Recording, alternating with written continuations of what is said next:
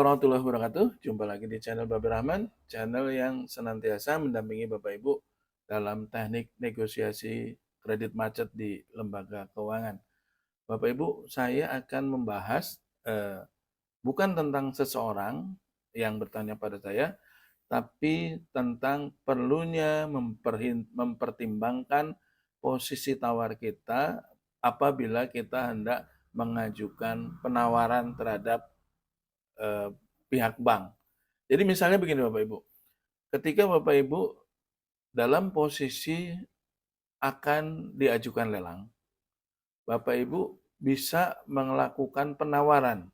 Misalnya penawaran untuk setor sebagian. Nah, terkadang pihak bank juga memberikan penawaran duluan. Misalnya, oke, bisa saya tunda lelangnya, tapi Anda wajib setor minimal 20%, misalnya seperti itu, dari kewajiban yang harus dibayarkan. Nah, terkadang pihak bank memberi penawaran juga karena pihak bank menilai bahwa lelang itu bisa menjadi penyelesaian, tapi juga bisa merupakan permasalahan baru. Maka pihak bank eh, terkadang mengambil pilihan untuk memberi keringanan agar debitur bisa menyelesaikan kewajibannya tanpa harus melalui mekanisme lelang. Nah, itulah yang sering saya katakan bahwa lelang adalah second opinion. Lelang adalah pilihan terakhir ketika debitur dilihat bahwa sudah tidak ada lagi kemampuan membayar atau kemampuan untuk melunasi selain daripada menjual jaminan. Nah, terkadang kita juga punya pilihan untuk memberi penawaran. Misalnya ketika bank menyampaikan setor minimal 20%, seperti itu. Nah, kita bisa memberi penawaran, kalau 20% nggak bisa bagaimana Pak? Misalnya 15% seperti itu. Nah, bila dalam posisi tawar Bapak Ibu posisinya baik, artinya Bapak Ibu dalam posisi yakin bahwa kalau saat ini dilelang dengan nilai eh, segitu tidak akan laku, atau mungkin Bapak Ibu punya keyakinan bahwa aset Bapak Ibu itu jaminannya tidak marketable, misalnya lokasinya di pinggir sungai, di pinggir kuburan, harus melewati jalan orang lain, harus melewati jalan setapak, tidak ada akses roda 4 dan sebagainya. Bapak Ibu yakin bahwa itu tidak marketable. Bapak Ibu boleh memberikan penawaran yang eh, berbeda dengan apa yang dimaui oleh bank. Dalam posisi tawar yang lemah, kemungkinan besar kita tidak akan bisa menawar. Misalnya tadi dalam kasus Bapak Ibu diberi keringanan untuk tidak untuk bisa setor 20% agar lelang dibatalkan. Dalam posisi tawar Bapak Ibu lemah, kemudian Bapak Ibu menawar 15%, pasti bank tidak akan mau menerima. Jadi apa yang saya maksud? Maka Bapak Ibu bila akan melakukan tawaran atau melakukan penawaran proposal penyelesaian, berhitunglah dengan posisi tawar Bapak Ibu. Karena ada beberapa kasus yang lalu yang sebelumnya pernah berkonsultasi dengan kami dan kami sampaikan bahwa posisi tawar Anda lemah. Posisi tawar bank lebih kuat. Anda jangan mendikte bank. Anda jangan melakukan penawaran yang sekiranya bank justru akan melakukan keputusan yang tidak sesuai yang kita inginkan.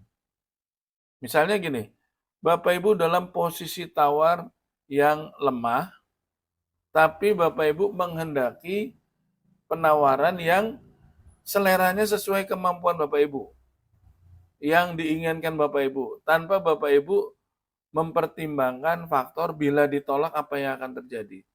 Karena dalam hal ketika bank sudah memberikan penawaran penyelesaian dan kita tidak menerima penawaran itu, bahkan melakukan penawaran ulang, maka dalam hal yang seperti itu bank akan mengambil posisi eksekusi. Artinya mau nggak dengan penawaran saya, kalau nggak mau saya akan eksekusi lelang. Seperti itu. Nah, kalau dengan seperti itu Bapak Ibu yakin bahwa Bapak Ibu dalam posisi menang, ya dalam tanda kutip menang, boleh nggak apa-apa. Ya udah kalau nggak mau saya tidak akan bayar gitu. Misalnya seperti ini ya.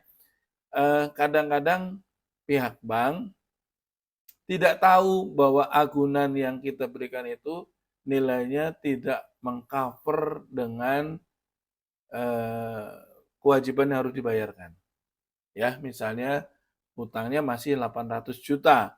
Sementara Bapak Ibu yakin jaminan saya dijual 600 juta aja, 600 juta aja berat, misalnya seperti itu.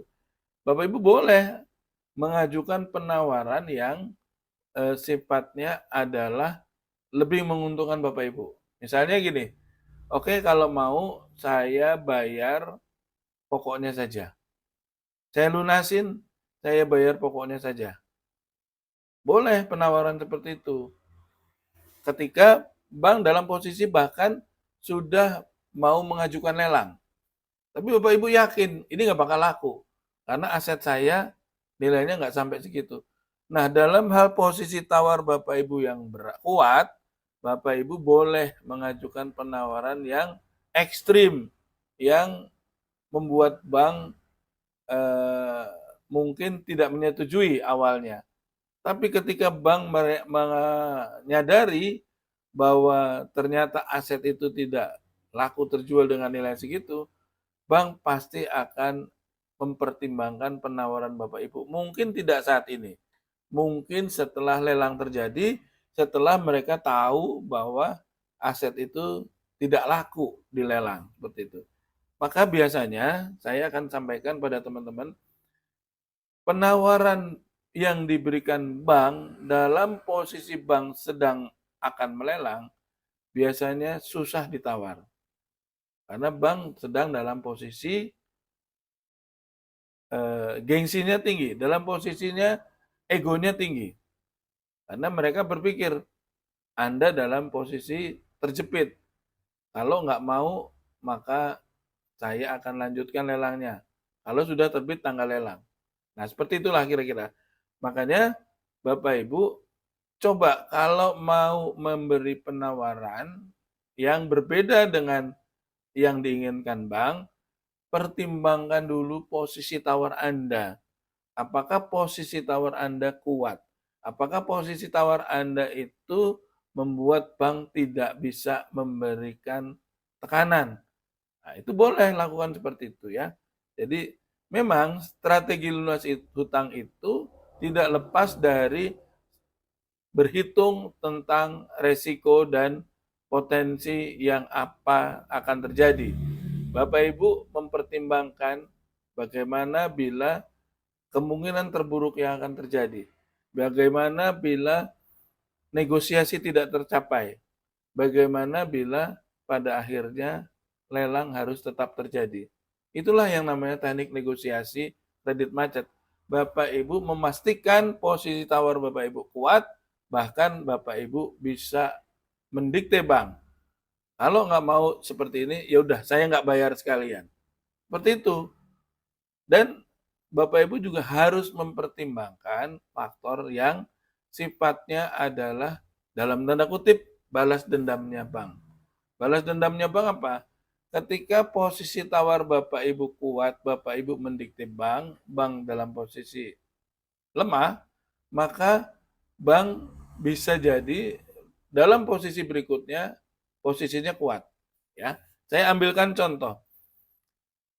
Beberapa waktu lalu sahabat kita berkonsultasi pada saya, ya, tentang keadaannya yang saat ini sudah diancam lelang, sudah terbit tanggal lelang, tapi dia meyakini lelangnya nggak bakal laku.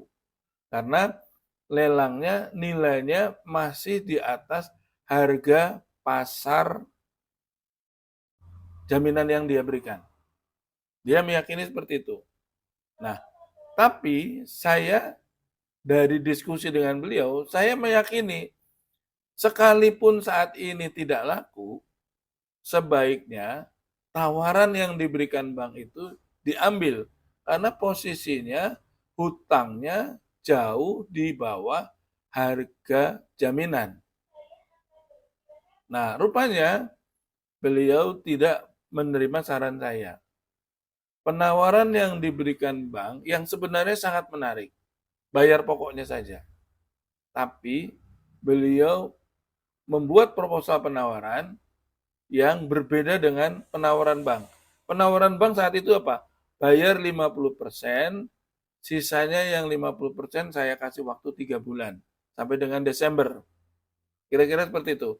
Nah, beliau karena meyakini lelang kali ini tidak akan laku, beliau memberikan kontra penawaran yang berbeda. Saya tidak tahu apa yang dia tawarkan, tapi yang jelas berbeda dengan penawaran bank tersebut. Apa yang terjadi Bapak Ibu? Setelah kemarin benar-benar tidak laku di lelang, rupanya hanya dalam waktu 1 minggu kemudian, bank kembali mengajukan lelang terhadap aset beliau. Dan sekarang turun drastis. Sekarang 50% dari nilai jaminan yang menurut beliau hari ini. Ya, katakan jaminannya nilainya 2 miliar. Lelang pertama kemarin masih di angka 2,3 miliar. Beliau pede, beliau confidence bahwa lelang ini tidak akan laku. Maka penawaran bank yang suruh bayar 50% tidak diterima. Bahkan dia memberi kontra penawaran yang tidak sama dengan yang diinginkan bank. Alias yang diinginkan dia tidak seperti itu. Nah, karena saya melihat Bapak, mungkin betul lelang besok nggak laku. Tapi ketika tawaran bank yang menarik, yang hanya suruh bayar pokoknya saja dan bisa dibayar dengan 2 kali bayar, itu sudah sangat baik banknya. Sudah sangat bijaksana. Sebaiknya diambil, sebaiknya diterima. Karena hutang Bapak nilainya jauh lebih kecil daripada jaminannya. Itu berbahaya. Nah, rupanya beliau tidak menerima saran saya, akhirnya yang terjadi apa? Hari ini beliau menerima pemberitahuan lelang lagi dengan nilai tinggal 50% dari nilai pasar wajarnya. Yang tadinya dilelang dengan angka 2,3 M, sekarang langsung diturunkan hanya 1,3 M. Beliau panik. Beliau bertanya sama saya, Pak, saran dari teman-teman saya suruh gugat. Saya bilang, boleh silakan digugat. Itu juga bagian dari usaha untuk menunda lelang. Tapi coba pertimbangan efektivitasnya, ya. Sementara lelang berikutnya, apakah cukup waktunya sampai dengan gugatan Bapak Ibu disidangkan? Itu harus dipertimbangkan. Percuma sekarang ngajukan gugatan, tapi ternyata disidangkannya setelah lelang terjadi. Kalau sudah terjadi lelang dan ada pemenangnya, bahkan beliau meyakini, wah kalau ini bahaya, pasti ada peminatnya. Karena nilai pasar 2,3 M cuma dilelang 1,3 M. Pasti ada peminatnya Pak. Dia baru panik sekarang. Baru panik dan baru sekarang mau menerima penawaran bank yang suruh bayar 300 juta dulu. Suruh bayar 50% dulu. Nah ini kan yang saya katakan tadi, berhitunglah posisi tawar Anda ada di mana. Kalau Anda ingin melakukan kontra penawaran yang tidak sesuai dengan proposal penawaran bank. Kalau proposal penawaran bank yang sudah begitu ringan, begitu mudah, begitu bijaksana nggak diterima, mau yang seperti apa lagi yang Anda inginkan? Toh kenyataannya utang Anda memang masih 600 juta. Toh Anda dapat keringanan bayar 50%. Dan itu bayar pokoknya loh. Bunga denda dihapuskan loh. Itu sudah sangat bijaksana. Dan ketika Anda tolak, sekarang Anda harus menghadapi lelang kedua dengan nilai yang jauh lebih rendah dan berpotensi akan ada pemenangnya. Kayak gitu ya Bapak Ibu. Jadi sekali lagi bila Anda melakukan kontra penawaran, pertimbangkan posisi tawar Anda. Apakah posisi tawar Anda kuat? Apakah posisi tawar Anda bagus? Bila iya, lakukan. Silakan, nggak apa-apa. Karena memang dalam hal negosiasi itu yang dicari adalah kata sepakat. Dalam hal negosiasi, maka para pihak akan memperhitungkan untung ruginya.